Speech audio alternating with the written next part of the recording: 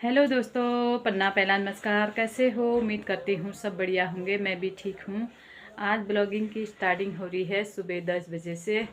अभी मेरा घर का सारा काम हो गया है। मैं तैयार हो गई हूँ दुकान में जाने के लिए।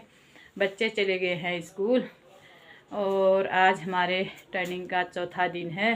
कल तीसरे दिन तो मैं नहीं जा पाई, 2 दिन गई हूँ मैं। देखती हूँ आज क्या हो पाता है, क्योंकि पतिदेव गए हैं घर और कल गए थे ओडीडी हाट। अभी घर से आ जाएंगे तो मैं 11 बजे तक चले जाऊंगी। अगर नहीं आएंगे तो फिर कल लास्ट दिन है, कल जाएंगे। कल भी मेरी भतीजी का नामकरण है, वहाँ जाना होता है या फिर ट्रेनिंग में, देखते हैं। 2 दिन तो मैं चली गई। तो बने रहिए ब्लॉग में। और आज का मौसम मैं आपको दिखाती हूँ कैसा हो रहा है। ऐसे कोहरा लगता है यहाँ। 10 साढ़े 10 का टाइम हो गया है, पर धूप का अभी नामो निशान नहीं है। 11:30 बजे तक यहाँ पे आएगा। दुकान में तो 12 बजे ही आता है। बहुत ठंडा हो रहा है दोस्तों आजकल यहाँ।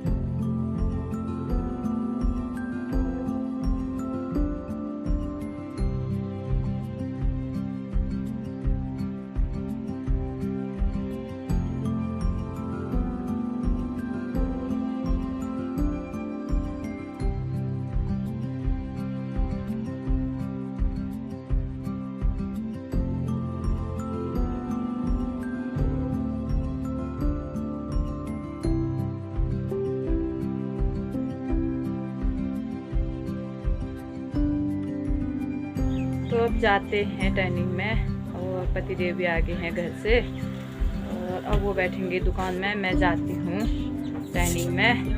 नीचे से सीमा दीदी भी आने वाली है, उनको भी बुलाती हूँ, फिर चलते हैं। आप लोग भी बने रहिए, ब्लॉग में दिखाती हूँ। बाकी सब कुछ शुरू होता है, वो संभव जाके खत्म होता है। इतने बड़े एरिया में ये सांसद होगा।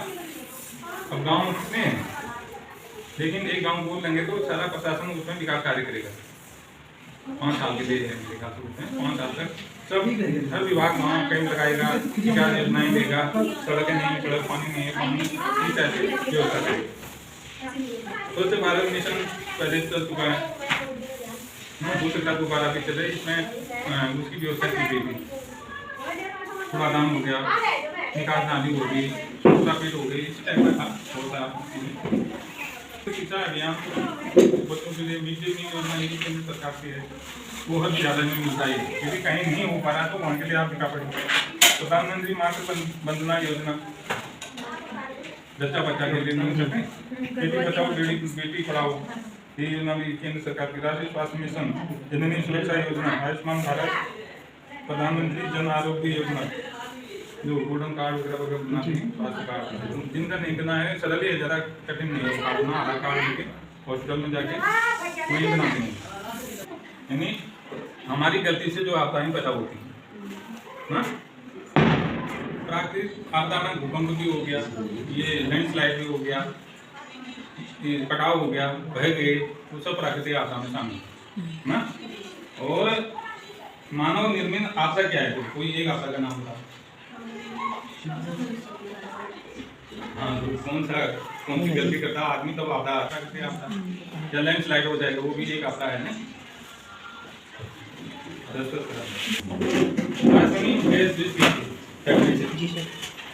और 10-12 लोग मर गए थे, पता ही नहीं चला कब मरे थे, क्योंकि रंग तो होता नहीं गैस का, हवा में धुल गई हो, लोग गड़ागड़ मर गए।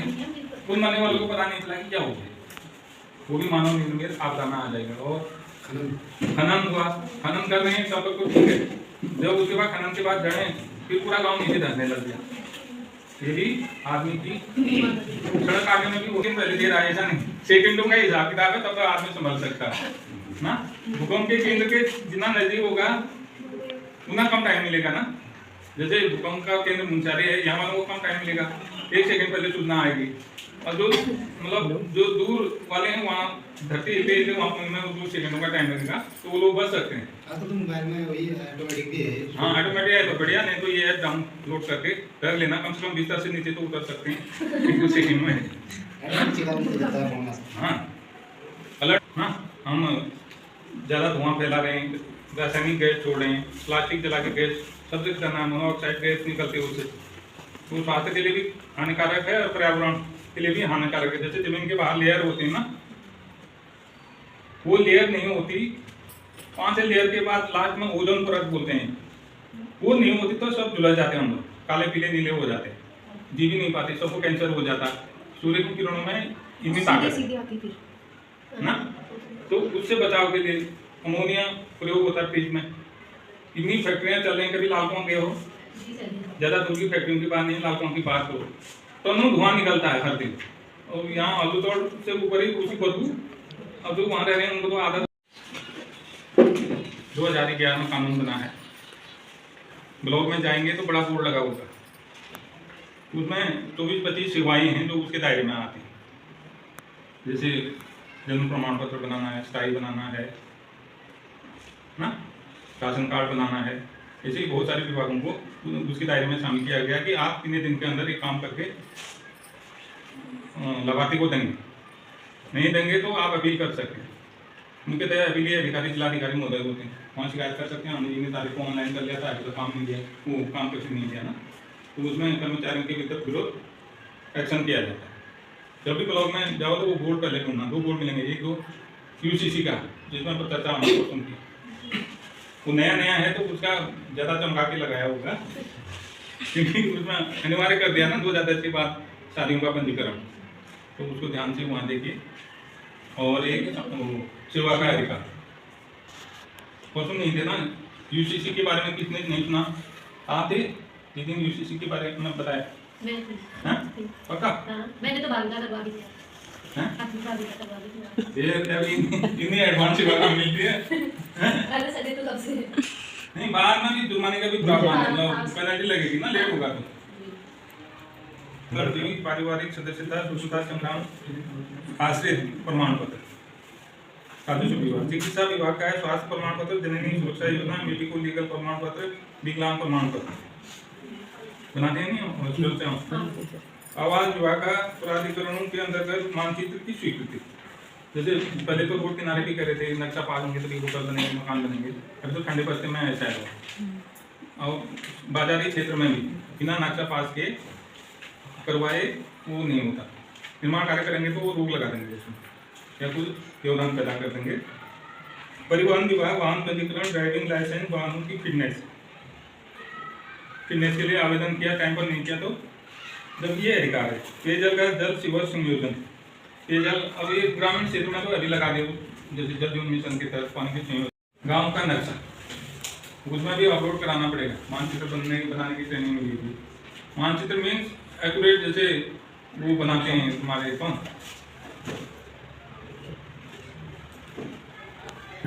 सर्वे वाले नहीं बनाते, वो वाला नहीं, हमने बनाना है कहाँ जंगल है, कहाँ पहाड़ है, कहाँ आबादी है, कहाँ खेत हैं, इस तरह से वो करना ही बन जाता है। कोई भी प्लानिंग होती है उसमें मानचित्र लगाते हैं, तो नजरी नक्शा जिसको बोलते हैं कि मैंने क्या देखा, मैं यहाँ खड़ा हूँ, उसके बाद इस कमरे का नक्शा बनाना है, कैसे बनाऊंगा, जैसे कुर्सियाँ बनाऊंगा, इधर बैठे उधर वो बैठने का, इस तरह से ना। वही गाँव का भी नजरी नक्शा बनाएंगे, भाई किधर से दे रहा है, कौन सी दिशा को जंगल है, कौन सी दिशा को खेत है, और कौन सी दिशा को आबादी, कहाँ गोचर है ना। इस तरह से नक्शा, नजरी नक्शा तैयार हो, वही अपलोड कर देंगे तो देखने वाला अंदाजा लगा लेगा, यार इनके पास ऐसी जमीन है, ऐसे आबादी है, ऐसे गोचर है, ऐसे जंगल है, ऐसे गिरे। ठीक है साहब, ठीक है। कोशिश करिए आधी आबादी, भाई आधे दिमाग तो घर में ही बन रहेगी ना, वो लोग आए अपने विचार रखें, हो सकता है किसी के दिमाग में सबसे बड़े विचार हो, उसको इम्प्लीमेंट भी करना है। ये नहीं कि महिला बोले तो इसका कोई महत्व नहीं, ऐसा नहीं। देश के प्रधानमंत्री बन रहे हैं, जिलाधिकारी बन रहे हैं, बड़े बड़े पदों में महिलाएं जा रही हैं, तो बात एक भी दिमाग के बराबर है। हम लोग उस चीज़ को रोकना है जो हमारी पहले से परंपरा बनी नहीं है, महिलाओं का ऐसा है, ऐसा नहीं करना। ठीक है, हाँ तो आधे तो महिला ही आधे प्रधान महिला हैं, चलो पुरुष प्रधान जहाँ या वो वहाँ अप्लाई नहीं हो रहा तो कम से कम जहाँ महिला प्रधान है वहाँ तो ये अप्लाई करें, ठीक है। एक महिला सभा का गठन करना है गाँव में। जैसे हम कोई कमेटी बनाते हैं, महिलाओं को बैठाया, उसके बाद किसी को उसका अध्यक्ष बना दिया, किसी को सचिव बना दिया, किसी को पदाधिकारी, बाकी सदस्य रहेंगे और किन मुद्दों पर काम करेंगे, महिलाओं से संबंधित मुद्दों पर वो अपनी आवाज उठाएंगे। शराबबंदी पर भी काम कर सकते हैं, ये ग्रुप हो जाएगा ना महिलाओं को, हैं? महिला सभा समूह नहीं है, समूह अलग चीज होगी। समूह तो आर्थिक विकास के लिए, महिला सभा ग्राम पंचायत की होगी, उसी का अंग माना जाएगा महिलाओं की सभा जो होगी वो अपने मुद्दों पर चर्चा कर सकते हैं, बैठक भी कर सकते हैं, कभी कभी महिलाएं बैठ के ना उनको मार्गदर्शन करना है। एक बाल सभा, बच्चों की भी एक सभा गठित करनी है, महिला सभा और बाल सभा, बच्चों को भी प्रोत्साहित करना है। जब जीपीटी बनाएंगे तो बच्चों के भी विचार दे सकते हैं कि आपको क्या जरूरत है, बच्चों की जरूरत बच्चे ही बता सकते हैं ना, नहीं? तो ये हम लोगों को दो चीजें पक्का करनी है, महिला सभा और बाल सभा। चीजें तो बहुत करने को हैं, एक तो स्टैंडिंग कमेटी बनानी है इस बार, जो प्रधान जी का मंत्रिमंडल है, जब तक स्टैंडिंग कमेटी बनेगी नहीं वो अधूरा ही माना। तो स्टैंडिंग 3 कमेटियों में तो प्रधान जी खुद अध्यक्ष होंगे, एक शिक्षा की समिति में वो प्रधान, 5 में वार्ड पंच बन सकते हैं और सदस्य वार्ड पंच बन सकते हैं हर समिति में। और जो गाँव में सही सुझाव देते हैं, विवेकशील लोग हैं, उनको समितियों में शामिल कर सकते हैं। विषम संख्या में रखना सदस्यों की संख्या, ताकि मतदान हो, किसी में वोट वाली बात हो गया तो निर्णय वोट से होगा, तो उसमें सम संख्या में परेशानी हो सकता है। स्वास्थ्य समिति में आपने ये नाम को भी रख सकते हैं और आशा वर्कर को रख सकते हैं। शिक्षा समिति में गुरु जी तो होंगे ऐसा कर सकते हैं। चाहो तो उस समिति में इंटर के बच्चों को रख सकते हैं, हाई स्कूल के बच्चों को रख सकते हैं, वो भी सीखेंगे ना गांव कैसे चलता है। जब तक बच्चों को शामिल नहीं करेंगे तो कैसे। और निर्माण समिति में तो शुद्ध रूप से प्रशासनिक समिति, निर्माण समिति और नियोजन समिति, ये 3 समितियों के पदेन अध्यक्ष प्रधान भी होते। पेयजल समिति में भी जो जेजेएम के मार्फत बन रही है उसमें भी पदेन अध्यक्ष प्रधान भी। अब पुराने गए, अब नए अभी एक बार आएंगे जेजेएम जल जीवन मिशन वाले, समितियों का नवीनीकरण होगा ना पोर्टल में, तो उस समय सरपंचों का विवरण और प्रधान जी का विवरण रजिस्टर बनेंगे, प्रस्ताव होगा ये। और इसमें अवश्य क्या करना है, जो यूजर चार्ज है जल जीवन मिशन में पेयजल लाइन का, जितनी आम आदमी की हैसियत है 10 रुपया जो पोस्ट बनेगा, प्रत्येक आदमी जो है, प्रत्येक परिवार जो है महीने में 10 रुपया जमा करेगा। जिस दिन टूट होगी तो हम अपने उस फंड से यूज कर सकते हैं। इमरजेंसी में कहीं लाइन टूट गई, कहाँ से पैसे आएगा, जल संस्थान को भी लिखेगा तो लिखेंगे आप तो 1 महीना तो लगा देंगे वो, कि दोबारा 10 बार वहाँ खर्च करने से बढ़िया 10 रुपया जमा है, जो कीटर है उसको बुलाए, भाई इसको कर दे या नहीं पाइप पर टुकड़ा टूट दे, तो जो होगा वहीं तो खर्च हो सकता नहीं। लैंडस्लाइड हो गया, पाइप गायब हो गया टूट के, टंकी में छेद हो गया, तो कौन अपनी जेब से थोड़ी लगाएंगे, संजाती संपत्ति है आपकी ने फंड इकट्ठा बना रखा है, तो उसमें वो आपके काम आ जाएगी। जो आपका अपना वो है फंड, उसमें कोई ऑडिट नहीं होगा, सिर्फ उस फंड के लिए ग्राम पंचायत ग्राम सभा के प्रति जवाबदेह है। जो आपका अपना ग्राम पंचायत का अर्निंग सोर्स होगा, उसके खर्चे का हिसाब किताब से वो ग्राम पंचायत ले सकते। तो हमारी ट्रेनिंग पूरी हो चुकी है और ये हमारे मल्ला भैंसकोट से हैं। कैसी लगी फिर आज की ट्रेनिंग? बहुत अच्छी लगी, सर लोगों ने हमें बहुत कुछ सिखाया, हाँ। बहुत जानकारी मिली। हम जो कुछ सीखा वो अपने घर में जाके अपने ग्राम पंचायत में सुधार कर सकते हैं। Thank you. इनके चैनल को सब्सक्राइब कीजिए, कमेंट कीजिए। ये हमारे मल्ला भैंसकोट से हैं, वार्ड मेंबर हैं ना आप? हाँ। कैसी लगी आज की ट्रेनिंग? आज की ट्रेनिंग मस्त लगी। हाँ। ये हमारी सीमा दीदी हैं ये।